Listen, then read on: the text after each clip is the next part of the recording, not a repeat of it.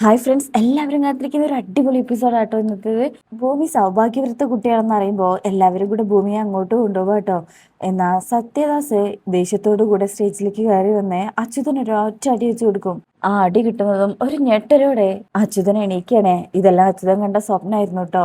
ആ സ്വപ്നത്തിലും അടിക്ക് നല്ല സ്ട്രോങ് ഉണ്ടായിരുന്നു. മുഖത്ത് കൈവച്ച് നിൽക്കുക.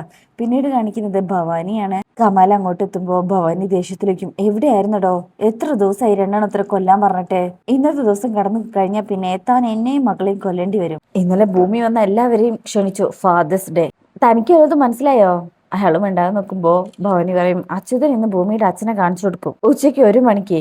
അപ്പൊ കമല് പറയും, അത് റോങ് ആണ്. താനൊന്ന് ബുദ്ധി ഉപയോഗിച്ച് ആലോചിക്കേ. ഈ കുട്ടി ഞാൻ കൊടുത്ത അഭിരാമിയാണെന്നുള്ളതിനെ തനിക്ക് വല്ല സംശയമുണ്ടോ? കമല് പറയും, ഏയ് അതിൽ സംശയമൊന്നുമില്ല, ഞാനാണല്ലോ കണ്ടുപിടിച്ചത്. ഭവാനി പറയും, എന്നിൽ നിന്നും അച്യുതൻ പല പ്രാവശ്യം ഒളിച്ചോടി.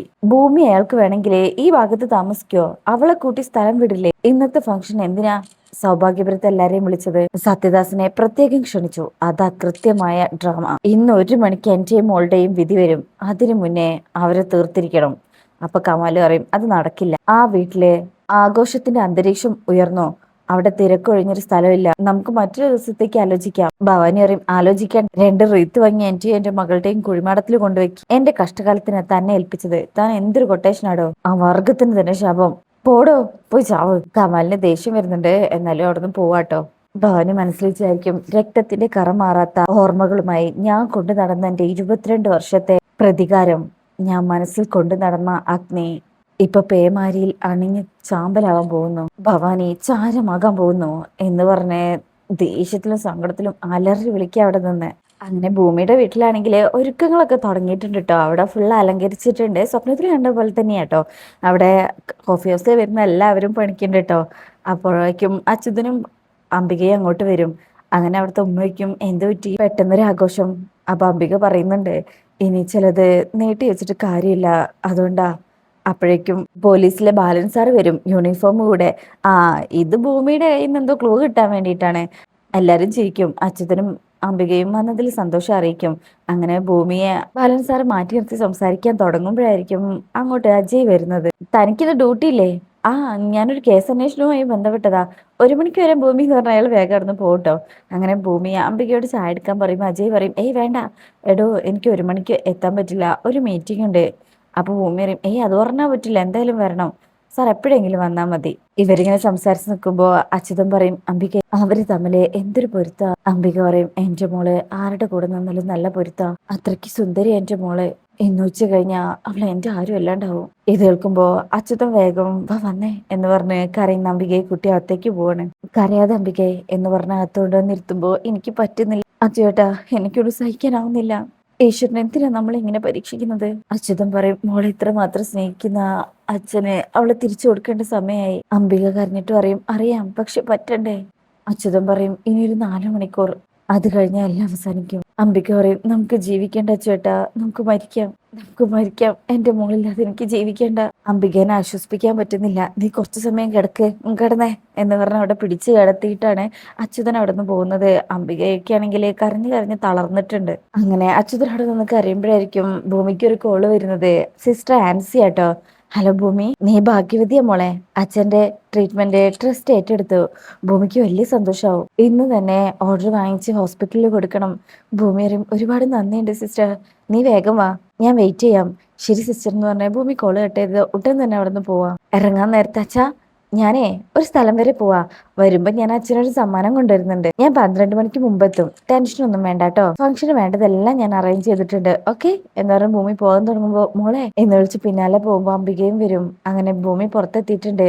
അച്യുതൻ പറയും, മോളെ പോകുന്നതിന് മുന്നേ എനിക്കൊരു ഉമ്മ തന്നിട്ട് പോ മോളെ. തിരക്കുള്ളതുകൊണ്ടല്ലേ അച്ഛാ, ഞാൻ പോയി വന്നിട്ട് 1000 ഉമ്മ തരാം. ഭൂമി വണ്ടി കയറി ടാറ്റ പറയുമ്പോ അച്യുതനും ടാറ്റ പറയാട്ടോ. ശേഷം പിന്നീട് കാണിക്കുന്നത് സൗഭാഗ്യവരത്താണ്. ഭവാനി ഇങ്ങനെ ആരുടെ ഫോണില് സീരിയസ് ആയി സംസാരിക്കുന്നത് മുത്തശ്ശി ശ്രദ്ധിക്കുന്നുണ്ട്. അപ്പോഴേക്കും സംഗീത വരും. അല്ല അമ്മേ, അമ്മ ഇങ്ങനത്തെ ഫംഗ്ഷനിലൊക്കെ പോവാത്തല്ലേ, പിന്നെന്താ?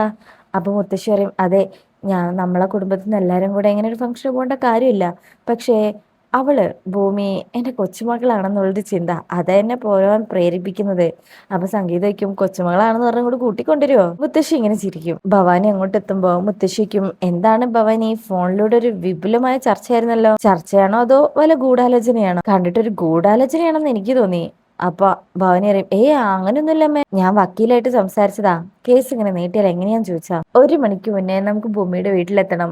അതിലെ ഭവാനി അറിയും, എന്തിനാ അമ്മേ ഇത്തരക്കാരുടെ കൂടെ പോകുന്നത്, അവരെ അമ്മയെ സുഖിപ്പിക്കുന്നതാ, എന്തോ അടിച്ചു മാറ്റാനുണ്ട്. അപ്പോ മുത്തശ്ശിക്കും സംഗീതേ മോൾക്ക് അങ്ങനെ തോന്നുന്നുണ്ടോ? സംഗീത പറയും, ഇല്ലമ്മേ. അതാണ് ഭവാനിക്ക് എല്ലാം സംശയം. ഭവാനി, എനിക്ക് അവളെ ഇഷ്ടാ. ഭൂമി, അവളെ ഇഷ്ടപ്പെടാൻ എനിക്ക് ആരുടെ അനുവാദം ചോദിക്കേണ്ട കാര്യമില്ലല്ലോ. അഞ്ജന വരുന്നോന്ന് നോക്ക്. നോക്കാം അമ്മേന്ന് പറഞ്ഞ് ഭവാനി അവിടുന്ന് പോകും. മുത്തശ്ശിക്ക് നല്ല ഡൗട്ട് ഉണ്ട്, എന്തോ ഗൂഢാലോചനയാണെന്നിട്ടോ. അങ്ങനെ ഭവാനി അഞ്ജനയുടെ അടുത്ത് വന്നിട്ട് പറയും, നിന്നെ മുത്തശ്ശി അന്വേഷിക്കുന്നുണ്ട്. എന്തിനാ? ഭൂമിയുടെ വീട്ടില് ഫംഗ്ഷന് പോകുന്നുണ്ടോന്ന്. ഓ, ആ ഒരു കളവി, ആ ചായക്കടക്കാരി കളവിയുടെ ആര്? ചായക്കടക്കാരി ആരോ ആണ്. അവൾ അവകാശിയാ. അഞ്ജനയ്ക്ക് അമ്മയ്ക്ക് ഇളകിയോ? പിന്നെ അജയ് എവിടെയാ പോയതെന്നറിയോ? അവളുടെ വീട്ടിലേക്ക്. അവനെ എനിക്ക് നഷ്ടപ്പെടും. ഭവാനി പറയും, ഞാൻ അവനോട് സംസാരിക്കാം. ഇന്നത്തെ ചടങ്ങ് നടക്കാൻ പാടില്ല. എന്തായാലും ഞാൻ പ്ലാൻ ചെയ്യാം, അവനോട് ഞാൻ സംസാരിച്ചോളാം. ഓക്കെ എന്ന് പറയാം അഞ്ജന. ശേഷം പിന്നീട് കാണിക്കുന്നത് അവിടെ അച്യുതന്റെ വീട്ടിൽ ആൾക്കാരൊക്കെ വന്നോണ്ടിരിക്കുകയാണ്. അയൽപ്പക്കത്തെ ചേട്ടനെയും ചേച്ചിയും കൂടെ പരിപാടി കൊളാവണം, തേങ്ങ ഉടയ്ക്കാന്നൊക്കെ പറഞ്ഞുകൊണ്ടാണ് കുശുമ്പ് കാണിച്ച് അങ്ങോട്ട് വരുന്നത് കേട്ടോ. അതേസമയം പിന്നീട് കാണിക്കുന്നത് ഭവാനി ഇങ്ങനെ പുറത്ത് വെയിറ്റ് ചെയ്യുമ്പോൾ അജയ് വരും കേട്ടോ. നീ എവിടെ പോയതായിരുന്നു അജയ്? ഭൂമിയുടെ വീട്ടില്. ഭവാനിയുടെ മുഖം മാറുന്നുണ്ടേ. എനിക്ക് കുറച്ച് സംസാരിക്കണം അജയ്. പറയാം അജയ്. ഭവാനി അറിയും, കോൺഫിഡൻഷ്യലാ. എന്നാൽ നമുക്ക് ഈവനിങ് സ്റ്റേഷനിൽ വന്നതിന് ശേഷം സംസാരിക്കാം. അജയ്, എനിക്കൊരു 5 മിനിറ്റ് മതി. അപ്പൊ അജയ് പറയും, ഓക്കെ ആൻറ്റി, അങ്ങോട്ട് നമുക്ക് മാറി നിൽക്കാം. അങ്ങനെ ഭവാനി അറിയും, അവളെ അവളെ എനിക്ക് ഭയമാ. എന്തിനു ഹോട്ട് ടെമ്പിൾ? ആരുടെ കാര്യം ആൻറ്റി പറയുന്നത്? അപ്പൊ ഭവാനി പറയും, അഞ്ജന, അജയ് കണ്ടതല്ലേ ക്ഷേത്രത്തിൽ വെച്ച് അവൾ കർപ്പൂരം കത്തിച്ചത്. ഒരു സൂയിസൈഡ് അറ്റംപ്റ്റ് ഉണ്ടാവും. അജയ്ക്കും വൈ? അപ്പൊ ഭവാനി അറിഞ്ഞ സ്ട്രൈറ്റ് ആയിട്ട് പറയാം, ഭൂമിയെ വിഷയം. അജയ്ക്കും, ഏത് ഭൂമി? എർത്ത്? കാലാവസ്ഥ വ്യതിയാനാണോ? അപ്പൊ ഭവാനി അറിയും, കാലാവസ്ഥ വ്യതിയാനം ഉണ്ടാവുന്നതാ പ്രശ്നം. ഞാൻ ചായക്കടക്കാരി ഭൂമിയുടെ കാര്യ പറഞ്ഞത്. അജയ് പറയും, ആക്ഷേപിക്കാൻ ഉള്ള കാര്യമാണല്ലേ, ഒരു കോഫി ഹൗസിന്റെ ഓണറാണ് അവൾ. മ്യൂച്വൽ റെസ്പെക്ട് ഒക്കെ വേണ്ടേ? ഞാൻ പറഞ്ഞത് അഞ്ജനയ്ക്ക് ഈ ഭൂമിയോട് അജയ് ഇങ്ങനെ സംസാരിക്കുന്നതും ഇടപെടുന്നതും ഇഷ്ടാവുന്നില്ല. അഞ്ജന കരുതുന്നത് അജയ്ക്ക് ഭൂമി ഇഷ്ടമാണെന്ന്. അജയ് പറയും, ഞാൻ പറഞ്ഞിട്ടില്ലല്ലോ. അഞ്ജനയും അജയും വിവാഹം ചെയ്യാൻ പോകുന്നതാ. ഭാര്യയ്ക്ക് ഭർത്താവിൽ ചില അവകാശങ്ങൾ ഉണ്ടാവുമല്ലോ. അജയ് പറയും, ആന്റി, ഈ കാലം ആന്റിക്ക് അറിയില്ലേ ജെൻഡർ ഇക്വാലിറ്റി, പരസ്പരം അവകാശത്തിന്റെ പ്രശ്നമൊന്നുമില്ല. ഭവാനി പറയും, ശരിയാ, എങ്കിലും അഞ്ജന വളരെ സെൽഫിഷാ. അജയ്ക്കും എന്ത് കാര്യത്തില്? അജയ് ഭർത്താവ് എന്ന നിലയിൽ. അജയ് പറയും, ഞാൻ അവളുടെ ഭർത്താവല്ല, ആവുകയില്ല. അത് കേൾക്കുന്ന ഭവാനി ഞെട്ടിപ്പോവും. ആവില്ലെന്നോ? അജയ് പറയും, അതെ, മനസ്സിലായില്ലേ, ഞാൻ അഞ്ജനയെ വിവാഹം ചെയ്യില്ല. അവളെന്നല്ല ഒരാളെയും ഞാൻ എന്റെ പാർട്ട്ണറുടെ ഭാഗത്ത് നിർത്തില്ല. കാരണം എല്ലാവർക്കും അറിയാം, നയന, എന്റെ നയന. ഇത് കേൾക്കുന്ന ഭവാനി ഷോക്കായി പോവും. അജയ് പറയും, എന്നെപ്പോഴും എന്റെ മനസ്സിൽ അവള് മാത്രമേ ഉള്ളൂ. ആന്റി അഞ്ജനയെ പറഞ്ഞ് ബോധ്യപ്പെടുത്തേ. ഭവാനി നല്ല ദേഷ്യത്തിലാട്ടോ. ഒരു ഞെട്ടിലോടെ അവിടെ നിന്നിട്ട് അവിടുന്ന് അങ്ങ് തിരിഞ്ഞു പോവും. എന്നിട്ട് അജയ് ആ സമയത്ത് നയനെ കുറിച്ച് പലതും ആലോചിക്കാട്ടോ, പഴയ കാര്യങ്ങള്.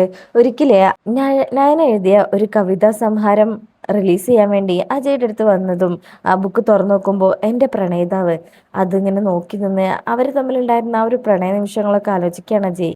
അതിനുശേഷം പിന്നീട് കാണിക്കുന്നത് അച്യുതന്റെ വീട്ടിലേക്ക് ആ കമ്മാല് വരെ കേട്ടോ, അവരെ കൊല്ലാൻ വേണ്ടിയിട്ട്.